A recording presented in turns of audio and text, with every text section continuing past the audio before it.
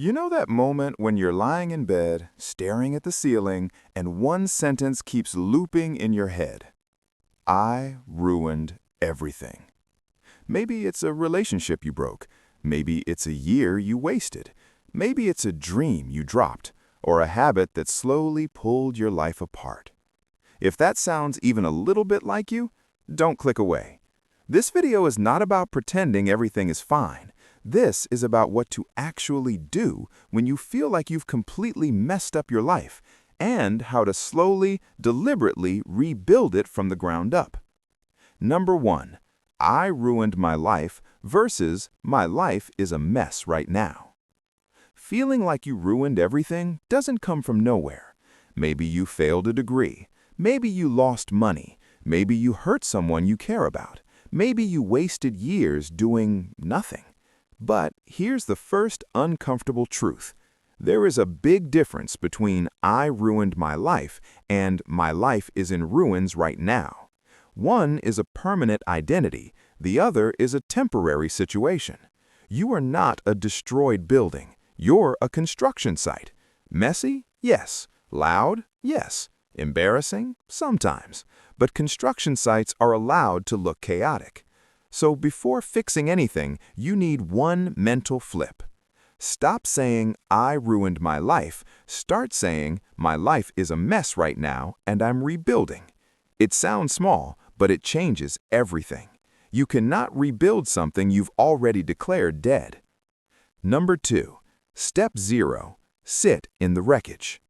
Most people want to skip this part. They want the 3-step hack, the miracle morning, the 30-day glow-up. But when you feel like you've ruined everything, the first real step is not action, it's honesty. Take a notebook or your notes app and write 3 simple lists. Here's what actually happened, here's what it cost me, and here's what I'm afraid will happen next. No poetry, no drama, just facts. You're not doing this to punish yourself. You're doing it because you can't rebuild a house if you don't even know which walls are cracked. So write things like failed 3 courses, gained 15 kilos, lost contact with close friends, in debt by this amount. Painful? Yes, but clarity is less scary than the blurry, heavy shame you've been living under. Number 3. Separate what I did from who I am. Here's the simple psychology part. Your brain loves shortcuts. If you fail at something enough times, it stops saying, I failed, and starts saying, I am a failure. I failed that exam becomes, I'm stupid. I lost that job becomes, I'm useless. I hurt someone becomes, I'm just a terrible person. That tiny language shift quietly kills your future. Because when you believe you were the problem, you stop trying to fix the situation. So here's a rule for rebuilding your life. You're allowed to say, I messed up. You're not allowed to say, I am a mess, and act like that's your final form. Every time you catch your brain saying, I am, followed by broken, useless, hopeless, replace it with something more honest. Right now, I feel broken, but I'm learning how to heal. I acted like an idiot, and I'm working on changing that. This isn't cheesy self-help. It's giving your brain permission to see a way out. Number 4. The 1 square meter rule. Imagine your life is a huge house that just burned down. If you try to rebuild the whole thing in 1 week, you'll burn out again. So here's your rule. Rebuild 1 square meter at a time.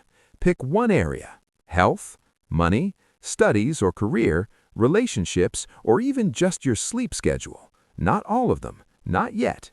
Ask yourself, if I improve just this one area, even a little, in the next 30 days, which one would make everything else easier? Maybe it's sleep, because with rest, your brain works again. Maybe it's money, because less stress lets you focus. Maybe it's getting off certain apps, because they're eating your time and attention. Once you pick that area, your job is no longer fix my life. Your job is stabilize this 1 square meter. That's it. Number 5. Tiny rebuilds that your ego will hate.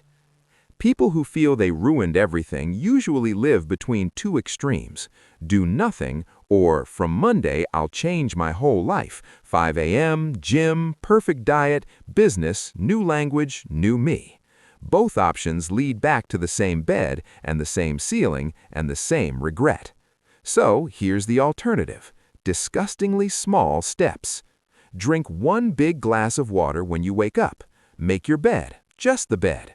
Take a 10-minute walk outside. No phone, no podcast, just you.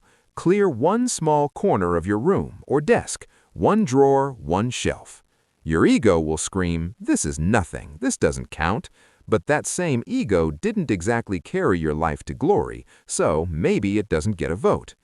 Rebuilding your life isn't a cinematic montage. It's boring, repeatable actions that slowly teach your brain, we're not the same person anymore. We actually do things now. Number 6. Cut the poison even if it feels like comfort. You cannot rebuild a house while the main pipe is still leaking. You cannot rebuild your life while you're still feeding the habits that destroyed it.